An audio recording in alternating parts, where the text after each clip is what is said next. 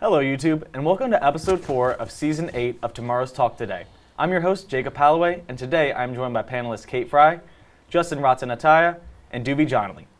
On today's episode, we'll be discussing the influence of media, particularly the media's influence on the perception of animals, the influence of TikTok trends, and the influence of media advertising.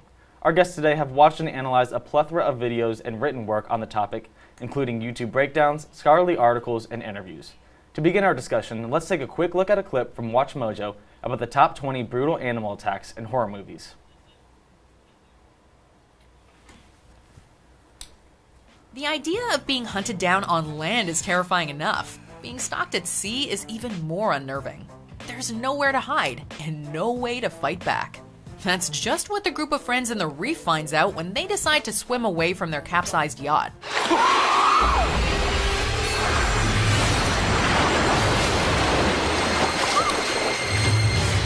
Soon enough, a sinister fin slices through the water. When Matt swims away to retrieve a bodyboard, the great white shark torpedoes towards him faster than you can scream. Well, as you can see from that clip, movies in today's world are exponentially filled with scenes of animals acting and killing people. Now let's talk about how these movies affect how we think about these animals. Kate, do you think movies play a major role in the way people think and perceive animals? I think they definitely do. I think they can positively and negatively. On the negative side, I automatically think of horror movies, especially with sharks. I mean, we all know Jaws. There's other horror movies like The Meg and 47 Meters Down, where I think it really makes people more afraid of sharks than they naturally would be without seeing them, for sure. Justin, what do you think? Yeah, I think one that comes to mind too is like Soul Surfer, a real life actual story too, and like Jaws and that. So I think it portrays them as you not wanting to go into the ocean, but also getting attacked every time it's warm out and you're around sharks. Yeah. And then Duvie, can you give an example of a movie that's caused society to act differently towards a specific animal, maybe one of your personal experience or one that you've heard about? I'm mostly familiar with the movie Snakes on a Plane. As the title announces, it's basically a bunch of snakes on a plane. You would think a snake, certain types of snake wouldn't be dangerous, but in that situation you'd think all snakes are dangerous. I mean, it's a kind of animal that you want to avoid all your life, even the baby ones. Yep, that's true. That's a good point. Justin, do you have a favorite animal-based movie? If so, did that movie kind of change the way of your perception of animals? Yeah, The Lion King is one of my favorites. Kind of made me realize that like lions and tigers aren't always scary as they're portrayed to be, and that they can be nice if you treat them the right way. And Kate, any examples of movies that changed your perception of animals? I don't know if it changed my perception, but I'm thinking of A Dolphin's Tale, about the dolphin Winter who lost her tail. My perception wasn't exactly changed, but more solidified. Like, you always see dolphins portrayed as very like human-like and very intelligent, and so that just solidified that. And then Duvie as well, you mentioned Snakes on a Plane, but any other movies that stick out about in general society that changed people's perceptions? I would have to go with Finding Nemo. I would assume that like people would think a shark is a violent creature that would, if you see you, it's basically going to get you on sight. But I would assume that unless they ever smell blood or are provoked, that's when they would actually attack you. So like I feel like sharks would be more friendly-ish in a way instead of just murder crazy. And Duvie, coming back to you, do you think movies like Jaws, here's some examples of some movies that feature animals that can change the perception. We have Anaconda, Cujo, Piranha, Arachnophobia, and Alfred Hitchcock's The Birds. Does more harm come to the public perception of these animals rather than entertain them, and if so, why? I would definitely say so, on bringing more harm, because these are movies that are portraying animals that are supposed to be like portraying them as bad guys, as the antagonists, as creatures that you would not want to be anywhere near. It gives them like it just puts them in a bad light, you know. So it's just a rude way of saying that they're creatures, and you just don't want to look at them that way. Awesome. And this is for anyone here. Example, Cujo being a dog, a killer dog. Does that kind of change the perception of maybe specific breeds of animals like pit bulls or things of that nature? Anyone can jump in? I definitely think it does. I think we're seeing it in legislation as well across the world, not even in America. Some dog breeds are no longer allowed in public because they're seen as more aggressive than others. So there's definitely more negative connotations for specific breeds like pit bulls and Rottweilers, whereas others are seen as more friendly when it really doesn't matter on the breed. It's more of just upbringing. Justin, anything to add? Yeah, I think it's kind of going off what Kate said. It's the way you treat them, and if you're thinking that pit bulls are an aggressive dog, then you're not going to want to be around them. But they could be some of the nicest dogs, and it's just how you are towards them and how much affection you give them.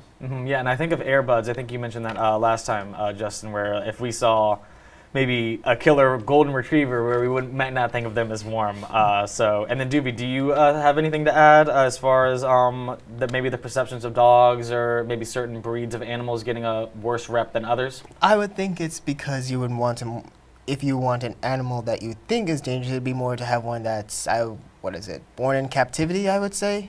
I feel like that more domesticated, that even something like a falcon or a wolf, well, I don't know about the wolf specific, but something like them, if they're more born in captivity or domesticated, they might be more pet friendly, I would say. Awesome. Yeah, well, you guys all bring up some very good points about the media's influence on the perception of animals. We have to take a quick break, and we'll be right back, so stay tuned. The Communication Studies Department is actually one of the youngest and one of the largest in the Coco College of Arts and Sciences here at Longwood University. We have 2 concentrations, one in digital media and public relations, and students get hands-on skill in those classes. We're going to teach you all kinds of things on the digital media side. You're going to get editing, videography, storytelling work, and on the PR side, hands-on as well, doing client-based work and learning a lot about corporate communication. And of course, our alumni run out in the world and do all kinds of stuff with that degree. Welcome back. Next, we are going to be focusing on the influence of TikTok trends on society. We have a clip from Fox Channel 5 in DC about a TikTok trend that had schools across America in shambles and turned students into agents of chaos.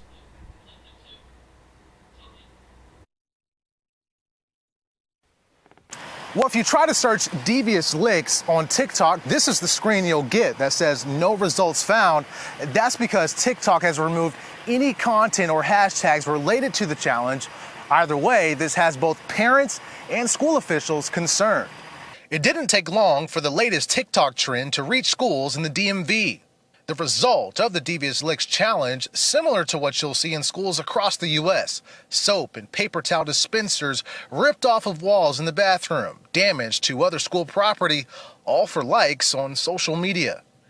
It's so sad. I just don't understand why these children are turning to that kind of vandalism to express themselves. It's very disappointing. I think it needs to be handled very quickly. Wow, all of that just because of a TikTok trend. Let's take it over to Doobie. Were you aware of the Devious Lick trend when it was trending, and what do you think about the students and those who participated in it? Yes, I was aware. So 1, who came up with the name Devious Licks anyways? And 2, what is the thought process behind doing it? Are you that poor of likes that you need to go into the bathroom, break open a soap dispenser, and either damage it or take it home? I'm like, what is the thought process behind this? And they act like they aren't going to get caught with it. They are filming or having somebody film them. It's like, what? I don't understand the point of it anyways. Yeah, I agree with you. Justin and Kate, do you have anything to add? Yeah, I was not aware of it when it happened. My mom's a middle school teacher, so she told me that like all the kids were doing this on TikTok, and I honestly didn't believe her at first, but I think it's happened more than this trend. I mean, we were all in middle school and elementary school once. Kids like to goof off. This might be taking it a little too far, but I mean, I remember people in my grade like knocking ceiling tiles out of the bathrooms, and just like, I think where there's less supervision, like in the bathroom, it's gonna happen whether there's a trend or not. Justin? Right, and I think it's always been around to that point. It's just more extreme now. People are stealing paper towels, they're stealing toilets, they're stealing stall doors and stuff like that. And I saw in a video that one school closed down all the restrooms except for one, and they had to share it, and just how much chaos that causes when you have 1,500 students all day there for 8 hours. It's just crazy.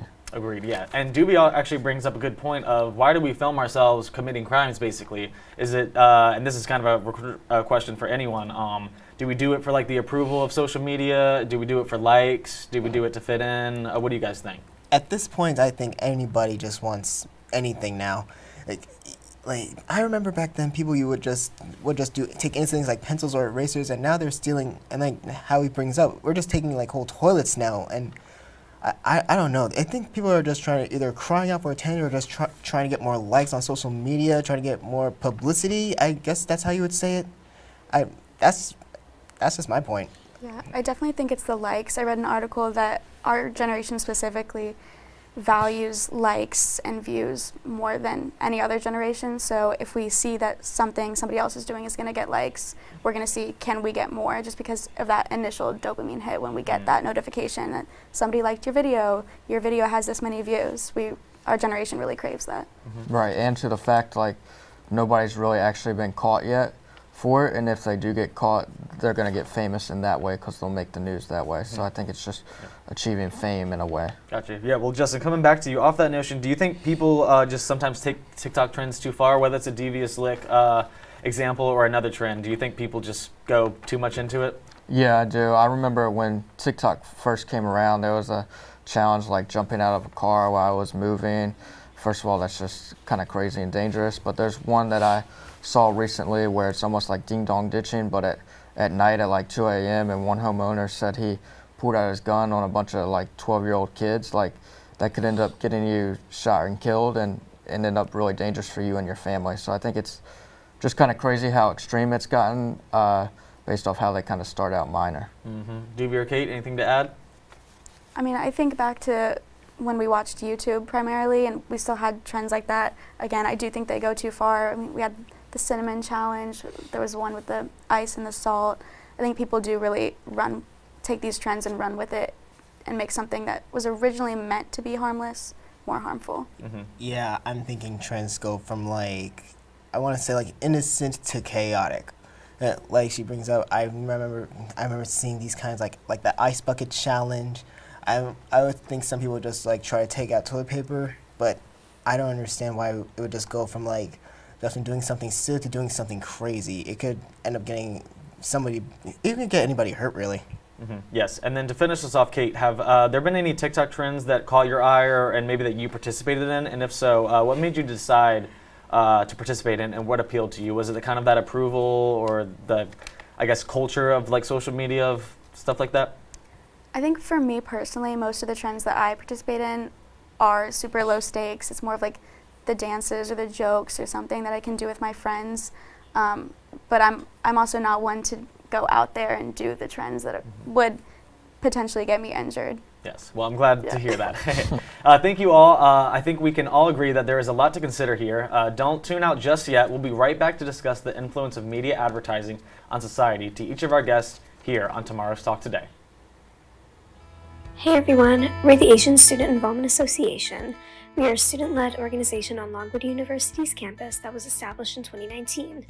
Ever since then, our goal has been to spread awareness on Asian-related social issues and share the many cultures Asia has to offer with the Longwood campus through events and general body meetings. We hold general body meetings bi-weekly on Monday evenings from 7 to 8 p.m. in the Global Engagement Lounge in Langford 221. We celebrate and educate about many of the Asian holidays at our meetings. We also collaborate with other student-led organizations on campus. We participate in Oktoberfest and Spring Weekend by having a booth where we usually sell culturally appropriate drinks and food like bubble tea and onigiri. To learn more and stay updated, follow our social media at Longwood_Asia on Instagram and come by our general body meetings. See you there!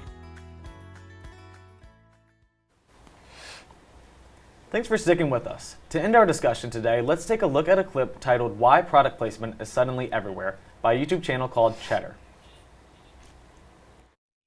You may have noticed a lot of brand name products on your favorite shows lately, like this one, or all of these.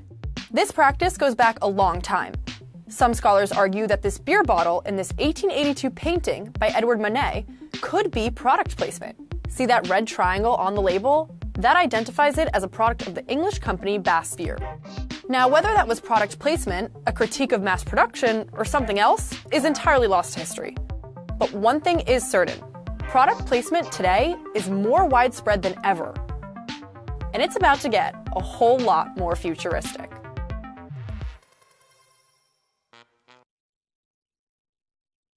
So we've all seen a pair of Beats headphones in a music video, or Matthew McConaughey driving a Porsche in a TV commercial, or even your favorite movie protagonist racing through Times Square flying past hundreds of advertisements. But just how effective are these advertisements? Justin, is there a specific media source or platform you think pushes advertisements often a little bit too much in your face as a consumer? Yeah, I think one that comes to mind for me is both X and Instagram. I think they both do it pretty equally because those are the top used platforms for people our age. I think especially now in the political realm, like you're getting all that when you're swiping through your stories of like political ads and stuff here and there. So I think they just constantly push it out, and how much of it can be annoying to an extent. Do be any platforms or apps that stick out to you? It would most likely be either, actually no, it would be Instagram and TikTok. So many advertisements on like these videos for either normal videos, they would mention something, or give you out a video that would that would show a product that you would want. I would know. I actually ended up buying one of the hoodies I saw from there. Yeah. And then Kate, a big ad, and one that gets on my nerves personally a lot, is the unskippable YouTube ads. Do those almost feel out of place sometimes? I know that for me, when I'm in the middle of watching a video, it'll just kind of pop up in the time where it should not pop up. So what do you think of, I guess, YouTube pop-up ads, and that are especially the ones that are unskippable? Yeah, I definitely agree. A lot of them come up in very inconvenient spots, like mid-sentence, and you get some ad that's not related, but I think it makes sense. I think at this point a lot of us expect it. It's very annoying that you can't skip them, but I think a lot of us just zone them out and then try to get back into the swing of whatever we were watching originally. Yeah, and then Kate, coming back to you, has there ever been a time where you were listening or viewing a piece of media that had an ad that made you immediately want to partake in that product or wanted to buy it? And if so, what was that product?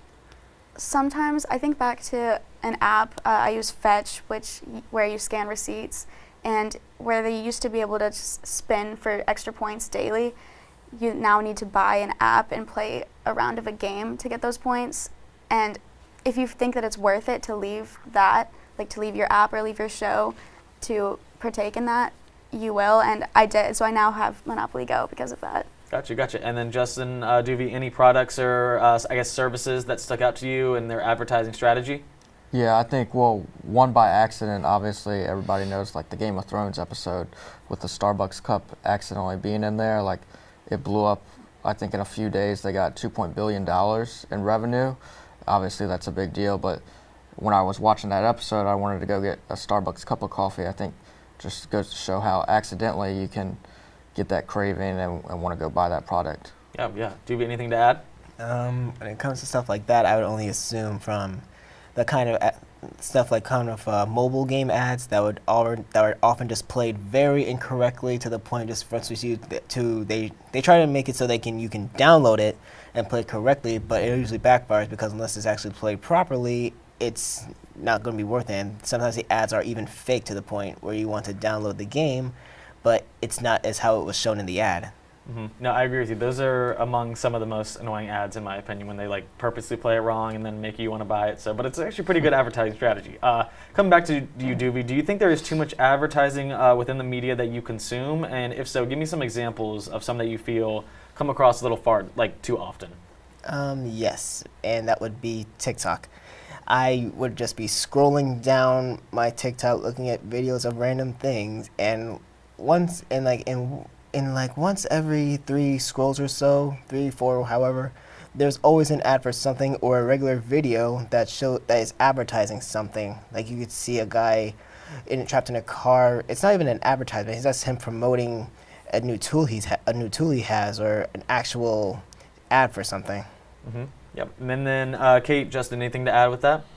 Yeah, I think like now they've gotten better at it. Like you can hide it, so you don't really know it's like an advertisement. Like I think of all these influencers, like they post stuff with like Celsius or whatever their product may be, and up in the top left or right hand corner it has a little tab that says sponsored, and you don't really know it until you're like scrolling back through because you're not really paying that much attention. So I think they've gotten better at hiding it, so you can't really notice it or pay attention to it, which is kind of nice. Yeah, and you bring up a good point, and it is nice that it's not like in your face as much, but it can be frustrating once you kind of get used to seeing them all the time. And there's ads on every social media app now: Snapchat, Twitter, and TikTok, like you guys mentioned. I guess what's the reasoning behind that? Obviously, there's like some monetary reasons and stuff, but I guess what sticks out to you guys about all like a bunch of ads being on social media? I think for me at least, it sticks out because a lot of advertisements are using influencers more than ever. I know advertising agencies are looking more at this because it connects with the individuals. If we see an influencer that's more like us, it's a more personal advertisement and we're more likely to trust it than an ad with a larger celebrity. So I think that's why they're moving a lot towards like TikTok and Instagram where these influencers thrive. Yeah. Yeah, and I think to go off that, it's cheaper to give an influencer their product to use rather than pay for an ad of X amount of time for how many ever times versus like an influencer, you go scroll on their profile, you just see it however many times you want to view their profile. Yeah, and to close, I'm going to ask you guys all a yes or no question. We've seen Snapchat Premium is kind of up and coming where you can buy Snapchat Premium or subscribe to get rid of the ads. Would you guys personally, maybe not Snapchat, but would you guys upgrade a social media app or subscribe to get less ads or no ads at all? I'll probably just deal with the ads, honestly. Justin? Yeah, deal with the ads. It would for me. It would depend. If I'm actually invested in the app and I don't want to get bothered, then yeah, I would do it. Otherwise, I'll deal with it. Unless that depends on how much they're going to bother me with it. Gotcha. I agree. Well, I'd like to thank you all for joining me, and this has been quite the discussion. But that's all we have time for today. I'd like to thank the panelists for their opinions and everyone behind the scenes for making this program possible. Be sure to subscribe to Longwood Comm Studies on YouTube to get notifications when the next episode is streaming. I'm your host, Jacob, and I hope you will return next spring for Season 9. Thanks for watching the Season 8 finale of Tomorrow's Talk Today.